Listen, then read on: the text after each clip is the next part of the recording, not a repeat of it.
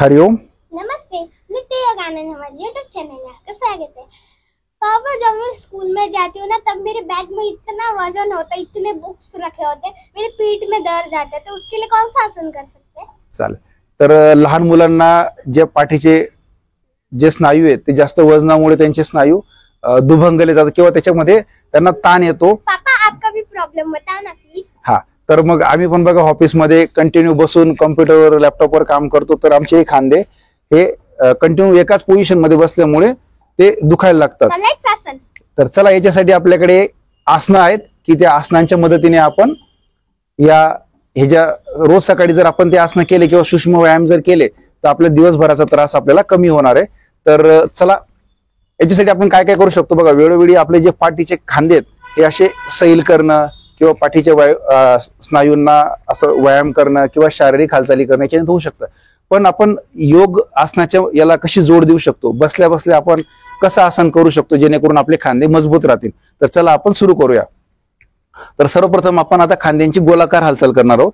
तर आता सर्वजण आपण बैठक स्थितीमध्ये येत, आता हे आपण जर खाली जमिनीवर बसलेलो असो तरी करू शकतो, ऑफिसमध्ये जर आपण चेअरवर बसलेले तरी करू शकतो किंवा उभं राहून देखील करू शकतो। मैट में भी कर सकते हैं क्योंकि मैट में ज्यादा कंफर्टेबल लगता है। आणि आपण जर मुलं जर समजा क्लासमध्ये जर बेंचवर बसले असतील ते देखील बेंचवर बसून करू शकतील किंवा जे ऑफिसमध्ये बसून खुर्चीवर आहे ते पण करू शकतील। चला, आपले जे दोन्ही हात आहेत, बोट आहेत, हातांची बोट आपल्या खांद्यावर ठेवायची आहेत आणि इथले जे बटन्स आहेत ते बटन्स पॅक पकडायचे आहेत। हा, आणि आता बघा आपल्या छातीतले जे बरगड आहेत जास्तीत जास्त उंच करायचे आहेत आणि आता जे कोपर आहेत ते कोपर एकमेकांना जोडायचे आहेत बघा। और मैं दिखाऊंगी पीछे से कैसे करना है।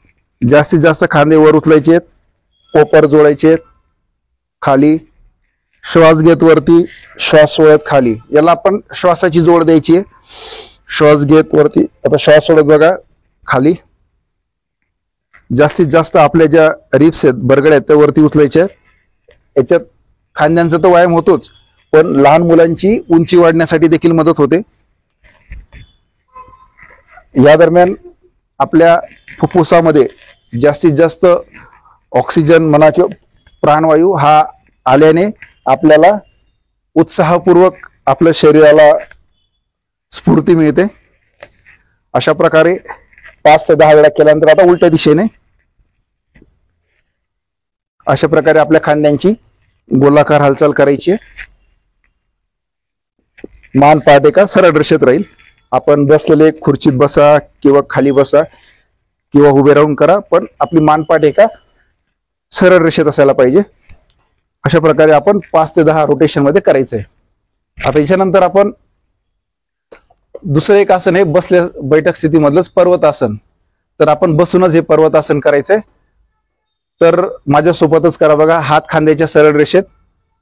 आता तळवे जे आहेत, तळवे आपल्या आकाशाकडे करायचे आहेत। तळवे जे आहेत ते आकाशाकडे असतील। श्वास घेत हात वरती मागे सर, आपले जे दोन्ही हातांचे जे तळवे आहेत ते एकमेकांना जोडायचे आहेत।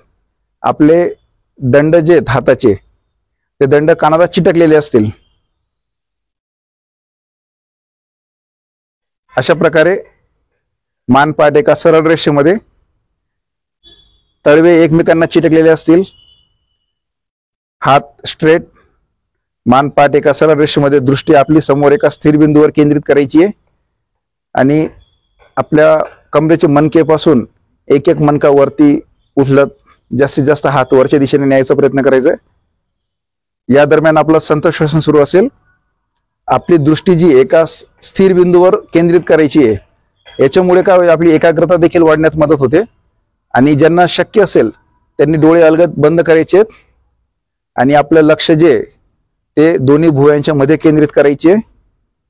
अशा प्रकारे या आसनाचे आपले दुहेरी लाभ आहेत। लहान मुलांची उंची वाढण्यास मदत होते, खांदे मजबूत होतात, एकाग्रता वाढते, मन स्थिर शांत होतं, आपलं संपूर्ण लक्ष श्वासावर आणि दृष्टी जी आपली दोन्ही भुवयांच्या मध्ये केंद्रित करायची आज्ञा चक्रामध्ये। असं हे सार्वदेहिक लाभ असणारं आसन आहे। 1 ते 2 मिनिटापर्यंत आपण हे आसन टिकवायचंय। आसन सोडताना श्वास सोडत हात खांद्याच्या सरळ रेषेत, तळवे आता जमिनीकडे करायचे आणि हात खाली. अशा प्रकारे पर्वतासन आपल्याला करायचंय. आता त्यानंतर तिसरं जे आसन आहे ते भुजंगासन. याच्यामध्ये भुजंग म्हणजे काय, नाग. तर नाग जसा त्याची फणी वरती करतो त्याप्रमाणे या आसनाची स्थिती होती, म्हणून याला भुजंगासन म्हणतात. तर पाठीच्या मणक्यांसाठी, पाठीसाठी आणि आपल्या खांद्यांसाठी खूप महत्वपूर्ण आसन आहे किंवा फायदेशीर असं आसन आहे. तर मी तुम्हाला एकदा करून दाखवतो. तर आता हे पोटावर झोपून करायचं आसन आहे. आता याच्यात बघा आपण बसलेलो आहेत. तर त्याच्यात वज्रासनामध्ये यायचंय. आता फक्त हे कोणी करायचं नाहीये की ज्यांना तीव्र गुडघेदुखी असेल त्यांनी हे करायचं नाहीये. आता वज्रासनात आल्यानंतर दोन्ही हात जमिनीत टेकून पोटावर झोपायचंय. पोटावर झोपल्यानंतर दोन्ही पाय जे आहेत एकमेकांना चिटकलेले असतील. दोन्ही हात आपल्या खांद्याच्या खाली घ्यायचे. कोपर आपल्या शरीराला चिटकलेले असतील. दोन्ही हाताचे पंजे आपल्या खांद्याच्या खाली. आता श्वास घेत कमरेतून आपली पाठ मागच्या दिशेने न्यायची आणि आपली दृष्टी जी ती आकाशाकडे असेल.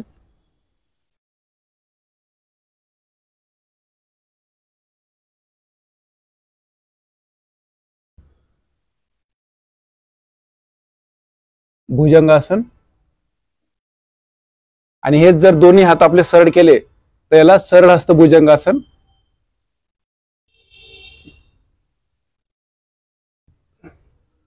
आता हे आसन सोडताना श्वास सोडत आपली छाती जी ती जमिनीला टेकवायची. आपली हनवटी किंवा कपाळ जमिनीला टेकवायचे. दोन्ही हात सरळ करायचे. अशा प्रकारे आपल्याला भुजंगासनाचा सराव करायचा. आणि उठताना आपल्या ज्या डाव्या कुशीवर वळून उठून बसायचंय.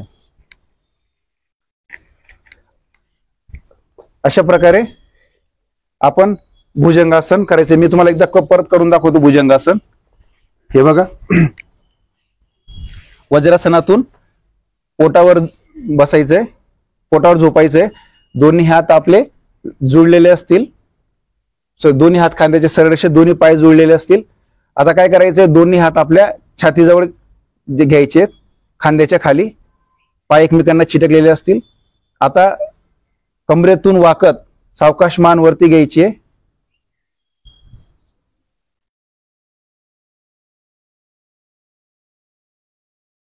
आणि हात आपल्या खांद्याच्या खाली घ्यायचे. आणि बिंबीपासून वरचा जो भाग आहे तो वरती, मान वरती, पाय एकमेकांना सरळ असतील. अशा प्रकारे भुजंगासन करायचंय. आता आसन सोडताना श्वास सोडत कपाळ जमीन, छाती आणि कपाळ जमीन टेकवायचे. हात पुढे घ्यायचे आणि आता डाव्या कुशीवर उठून बसायचंय.